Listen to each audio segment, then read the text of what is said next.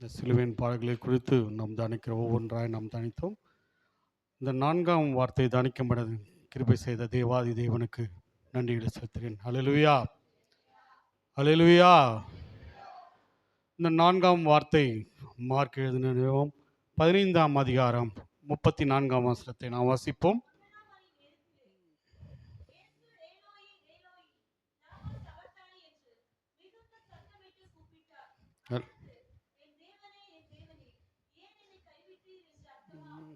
மத்தேயு 27:45 வாசிப்போம். மத்தேயு 27:45.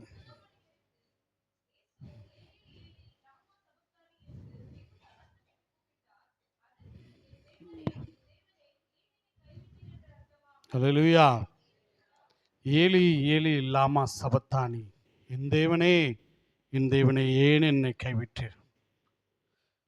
நம்ம இவ்வளோ நேரம் நம்ம ஒவ்வொரு வார்த்தைகளையும் நாம் கவனிக்கும்போது, இந்த வார்த்தையை தியானிக்கும்போது நிச்சயமாகவே நம்முள்ளே ஒரு மாறுதலை நாம் காண முடியும். ஏனென்றால் என் தேவனே ஏன் என்று கைவிட்டீர் என்று அவர் சொல்லும்போது மிகவும் சத்தமாய் சொன்னாராம். இவ்வளோ நேரம் பேசினார், காமனாக தான் பேசினார். கொஞ்சம் சத்தத்தை உயர்த்தி என் தேவனே ஏன் என்னை கைவிட்டீர். ஏன் அப்படி சொல்ல காரணம் என்ன, எதற்காக அவர் சத்தத்தை உயர்த்தி சொன்னார் என்று நாம் பார்க்கும் பொழுது, அவர்கள் அங்கு இருக்கிறவர்கள் எல்லாரும் கேட்கும்படியாக அவர் அப்படி பேசினார் என்று நாம் வாசிக்கிறோம். நாம் இந்த என் தேவனே ஏன் என்னை கைவிட்டீர் என்று அங்கு சொல்லும் பொழுது மிகவும் சத்தத்தை உயர்த்தி அவர் சொல்ல காரணம் என்ன, அவர் அப்படி சொல்லும் பொழுது அது கேள்வியா இல்லை பதிலா? என் தேவனே ஏன் என்னை கைவிட்டீர் என்று சொல்லி கேட்டபோது அது கேள்வியா பதிலா? கேள்வி. அது அந்த கேள்விக்கு பதில் அங்கே இருக்கா? இருந்ததா இல்லையா? சரி, நாம் பார்ப்போம். இதில் நாம் பார்க்கும்போது முதலாவது அந்த அந்தகாரமானது இது எப்படியெல்லாம் தேவனுடைய ஒவ்வொரு வார்த்தையும் நாம் பைபிளில் வாசிக்கும்போது ஒவ்வொன்றும் நிறுத்தி நிதானமாக நாம் வாசிக்க வேண்டும்.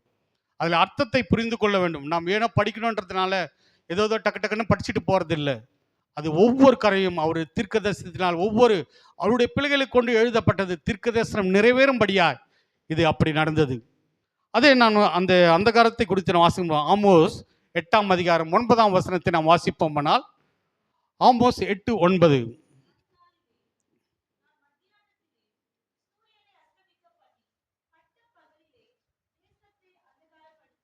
அல்லேலூயா.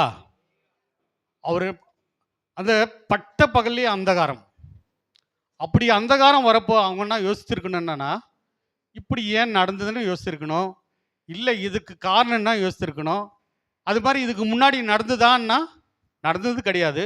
இந்த டைமில் ஏன் இப்படி நடந்ததுன்னு அந்த நேரத்தில் அவர் யோசிச்சிருக்கணும், ஆனால் யோசிக்கல. ஆனால் இப்பயும் அது மாதிரி நடந்திருக்கு. ஏன்னா 2000 ஆண்டுகளுக்கு முன்பே ஆமோஸ் தீர்க்கதரிசனத்தினால் இது எழுதப்பட்ட காரியம். அது தீர்க்கதரிசனம் நிறைவேற்றியா இல்லையாங்க? நிறைவேற்றியா இல்லைங்களா? ஒவ்வொரு காரியம் அவர் எழுதல ஒழுத்து உறுப்புகளோட சரி, அவர் தீர்க்கதரிசனத்தை கொண்டு அவர் எழுதினார்னா அது கண்டிப்பாக அது நிறைவேறும். இப்போ சொல்கிறாங்க எல்லாருமே, வேதத்தில் உலக வல்லுநர்கள் என்ன சொல்கிறாங்கன்னா, இந்த பைபிளில் இருக்கிற எல்லாமே நிறைவேறி கொண்டிருக்கிறது என்று சொல்கிறாங்க. ஆனால் இது எப்போவோ அன்றைக்கு அவர் சிலுவையில் பட்டும்போது அந்த அந்தகாரமானது அந்த ஆமோஸை கொண்டு எழுதப்பட்டது. அல்லேலூயா. இதில் நாம் பார்க்கும்போது என் தேவனே ஏன் என்னை கைவிட்டீர் என்று சொல்லும்போது, நம்முடைய வாழ்க்கையிலே நம்முடைய ஒவ்வொரு நேரம் நம்முடைய பிள்ளைகளையும் எனக்கு ஒவ்வொருத்தருக்கு கூட நாம் பேசும்போது என் தேவனை ஏன் என்னை கைவிட்டீர். அப்பா தன் மகனை பார்த்துக்கிடா. சின்ன ஒரு விஷயம், அப்பா பையன் கேட்குறான், ஏன்பா என்னை கைவிட்டீங்கன்னா அவருடைய எப்படி இருக்கும் அந்த வழி. சின்ன விஷயந்தான். ஒரு ஏதோ ஒன்று கேட்குறப்போ அவனுடைய கேட்குறது நம்ம கொடுக்கலன்னா அவனுடைய அங்கலாய்ப்பு எப்படி இருக்கும்? இருக்குமா இருக்காதா? அது போல தான் அந்த தேவன் அந்த இடத்துல அவரை அவ்வளவாய் எப்படி சொன்னா அவ்வளோ சத்தத்தை உயர்த்துறான்னா அப்படி வலி எப்படி இருக்கும், அவருடைய வேதனை அவளுக்கு. அது ஒரு நிமிஷம் நம்ம இமேஜ் பண்ணி பார்ப்போம். நம்ம இதை படிக்கிறது எல்லாமே இமேஜ் கொண்டு வாங்கல.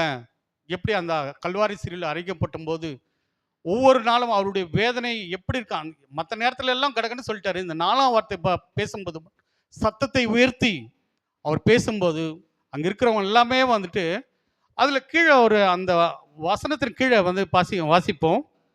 அந்த 15:34 மார்க் 15:34-35 வாசிப்போம். அதை கேட்ட பொழுது பாருங்க, எலியாவை கூப்பிடுகிறான். ஏன்னா எலியா எப்படி போனாராம், அவன் எலியா வந்து இவரை காப்பாத்துறேன்னு அங்க இருக்கிறவங்க கொஞ்சம் கூட அந்த கருணைன்றதே அங்க இல்லை பாருங்க. அடுத்தது இதுல பார்க்கணும்னா மத்தேயுல பார்த்தீங்கன்னா 46ஆம் வசனத்தை வாசிப்போம்.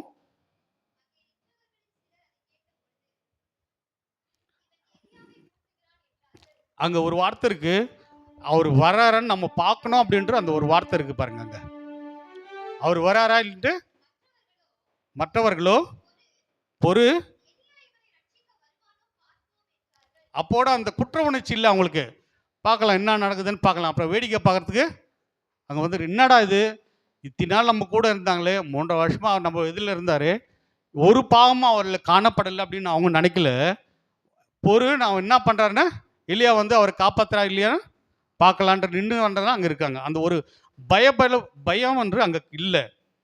ஏன்னா இதனுடைய காரியத்தை நான் பழைய ஏற்பாடு புஸ்தகத்தில் நான் பார்க்கும்போது ஆபிரகாம் ஈசாக்கை எங்க எடுத்துன்னு போனாங்க, எங்க போனாங்க, கூட்டின்னு போனாங்களா? அங்க ஒரு அப்பா மகன் கான்வர்சேஷன் நடந்ததா? எல்லாம் இருக்கு, என்ன இல்லை ஆடிலையே. எதுனா சொன்னாங்க ஆபிரகாம், எதுனா சொன்னாங்களா? எல்ரோயி பார்த்துக்கொள்வார். அதனுடைய நிலைமை நம்முடைய ஒரு இதே நம்ம இருந்தோம்னா என்ன சொல்லுவோம் தெரியுங்களா? இன்னும் நம்ம என்ன சொல்லுவோம் சொல்லுங்க பார்க்கலாம். என் பையனை விட்டுரு, நான் அதில் இருப்பேன் சொல்லுவோமா சொல்ல மாட்டோமா? சின்ன அடிப்பட்டாவே நம்மளால தாங்க முடியாது. நம்ம கல்வாரி 2 கால்களில் 2 கைகளில் ஒரு கால்களில் தலையில் கிரீடம் சூட்டும் போது அவர் பட்ட பாடுகள் எப்படி இருக்கும், அவருடைய பட்ட வேதனைகள் எவ்வளோ இருக்கும், நம்மை ஆராய்ந்துப்போம். அது அந்த கேள்விக்கு பதில் நாம் சொல்லும் போதுனா யோவான் எழுதின சுவிசேஷம் 3ஆம் அதிகாரம் 16ஆம் வசனத்தினை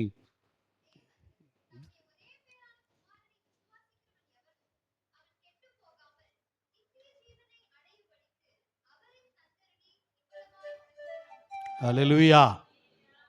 யாரை தந்தறினா? உனக்காக எனக்காக யாரை தந்தறினார்? ஒரே பிரான தெய்வகுமாரன் தந்தறினார். இன்னைக்கு அவர் தரலன்னா நாம் என்ன பண்ணிருப்போம்? நம்மளை அடிச்சிருப்பாங்களா இல்லையா? நம்ம செய்த பாவம் எல்லாரும் அவரு அந்த இடத்துல என் தேவனே என்னை கைவிட்டீரன்னு கேட்க அதுக்கு பதில் தான் இது. அவர் ஒரே ஒரு மறுபடியும் அந்த வசனத்தை வாசிப்போம்.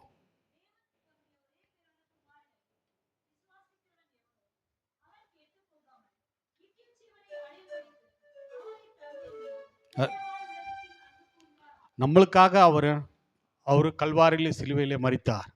உனக்காக எனக்காகப்பட்ட பாடுகளினாலே நாம எப்படி ஏன் கைவிட்டாருன்னா என்னையும் காப்பாற்ற தான் கைவிட்டார். நமக்காக அவ்வளோ நான் இதை படிக்கும் போதெல்லாம் நம்ம சின்ன ஒரு விஷயம்னாவே நம்ம விட்டு தர மாட்டோம். அவர் எப்படி விட்டுட்டாரு, அவருடைய பிதாவானவர் எப்படி விட்டாருன்னா உனக்காக எனக்காக விட்டாதான் அவரில் அடிக்கப்பட வேண்டும். இந்த காலத்தில் நம்ம என்ன பண்ண, இதுக்கு முன்னாடி எல்லாம் பார்த்தீங்கன்னா எனக்கு தெரிஞ்ச இந்துஸ்லாம் பார்த்தீங்கன்னா அவங்க கோழியை பலியிடுவாங்க, ஆடை பலியிடுவாங்க, எல்லாமே பலியிடுவாங்க. ஆனால் நமக்காக யார் பலியிட்டாங்க?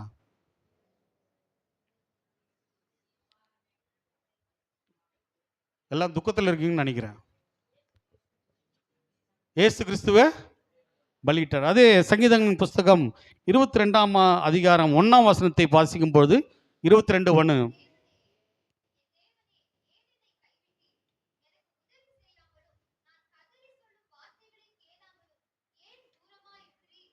அவள் கதறும்போது இந்த இடத்துல எல்லாம் நம்ம பார்க்கும்போது உண்மையாகவே நான் ஏன் தூரமாகி போயிட்டீர் அப்படின்றவங்க கேள்வி கேட்குறாங்க. மற்றவங்களெல்லாம் ஏன்ப்பா தூரமாக போயிட்டேன், நான் இப்படி இவ்வளோ கத்துறேன்னு அப்படின்ட்டு அவர் கேட்குறப்பெல்லாம் ரொம்ப எப்படி யோசிச்சிருப்போம் பாருங்க. நம்மளுடைய அந்த இடத்துல அந்த சிச்சுவேஷனை நம்ம நின்றுனா எப்படி இருந்திருப்போம்? அவர் கத்தும்போது அந்த வலி வேதனையில் அனுபவிக்கும் போது உண்மையாக தேவன் உனக்காக எனக்காக தான் தேவன் நமக்காக மரித்தார். அடுத்தது ரோமர் 8:32 நாம் வாசிக்கும் போது,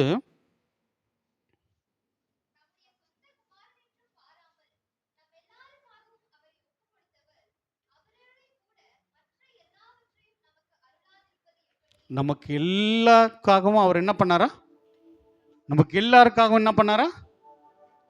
அவரை ஒப்பு கொடுத்தார் என்று பார்க்கிறோம். நம்ம ஒவ்வொரு நாளும் ஒவ்வொரு வேளையும். ஆனா இப்ப கூட அந்த அன்பை நினைச்சேன்னா உண்மையிலேயே அந்த கண்ணு ஆட்டோமேட்டிக்கா கலங்கிடும். ஐயா சொன்னாருங்க, இந்த இடத்துல வந்து கண்ணு சிந்தனால்தான் எனக்கு திருப்தி என்னாரு. அதுபோல் அந்த கல்வாரி காட்சியை நீங்கள் ஒவ்வொரு வாட்டியும் நீங்கள் யோசித்தீங்கன்னா உண்மையில உங்கள் கண் கலங்காமல் இருக்கவே இருக்காது. ஏன்பா எனக்காக இவ்வளோ பாடுகள் பட்டீங்க, ஏன்பா இவ்வளோ எனக்காக இவ்வளோ இது பண்ணீங்கன்னா, நாம் செய்த பாவங்கள் அவ்வளோ, அந்த பாவத்தை நிவர்த்தி செய்த பலியான தேவன் தாமே அவர் ஒப்பு கொடுத்தார். அதுதான் இந்த பக்தன் இப்படியே பார்க்கிறார்களும், உருகாது நெஞ்சம் அவர் தானே தஞ்சம், உனக்காக பலியாக வந்தார், கலங்காத கண்கள் வழியாத கண்ணீர் கல்வாரி காட்சியை கண்டே, கல்வாரி காட்சியை கண்டே, உருகாத நெஞ்சம் அவர் தானே தஞ்சம், உனக்காக பலியாக வந்தார், கலங்காத கண்கள் வழியாத கண்ணீர் கல்வாரி காட்சியை கண்டே, கல்வாரி காட்சியை கண்டே, நடமாட முடியா கடுமாறி கிடந்த முழவனின் குரல் கேட்டு நின்றே, நடமாட முடியா தடுமாறி கிடந்த முழவனின் குரல் கேட்டு நின்றே, இடம் தேடி வந்து இதயத்தில் வந்து நடமாட செய்தாவே, உங்கள் கால்களில் ஆணியோ அரிசி, அதுதான் சிலுவை பரிசே, உங்கள் கால்களில் ஆணியோ அரிசி, அதுதான் சிலுவை பரிசே, உருகாத நெஞ்சம் அவர் தானே தஞ்சம், எனக்காக பலியாக வந்தார், கலங்காத கண்ணீர் வழியாத கண்ணீர் கல்வாரி காட்சியை கண்டே, கல்வாரி காட்சியை கண்டே. இந்த ஆபிரகாம் ஈசாக்கு அந்த மோரியா தேசத்திலே போய் அவனுக்காக தகன பலி இடுகிறப்போ தேவன் அவன் சொன்னார், என் மகன் மேலே கையை போடாத. அந்த அந்த இடத்துல தான் அந்த கல்வாரி சிலுவையானது. தேவனும் அதே இடத்துல தான். எத்தனை பேருக்கு நான் ஐயா கிட்ட கேட்டேன், ஐயா இதுவும் ஒன்றான்னு கேட்டேன். ரெண்டுமே ஒன்று தான். அவர் பலியிட்ட இடமும் கல்வாரி சிலுவையில் இயேசு கிறிஸ்துவை பலியிட்ட இடமும் ரெண்டுமே ஒன்று. எப்படி பாருங்க, அந்த கோ இன்சிடென்ட் பாருங்க, எவ்வளோ 2000 வருடங்களுக்கு முன்பாக நடந்த அந்த தீர்க்கதரிசனம் நிறைவேற்றப்படும் அதே இடத்துல அவர் நமக்காகவும் உனக்காகவும் அந்த கல்வாரி காட்சியை அவர் பலியிடும் போது நிச்சயமாக தேவன் அவருடைய பட்ட வேதனைகள் கொஞ்சம் நஞ்சம் இல்லை, அதை நாம் அந்த வேதனைகள் கஷ்டங்கள் நாம் படாதபடி தேவன் தாமே உனக்காக எனக்கு அவர் கல்வாரியை மறித்தால். கர்த்தர் இந்த 4ஆம் வசனத்தை ஆசீர்வதிப்பாராக. ஆமென்.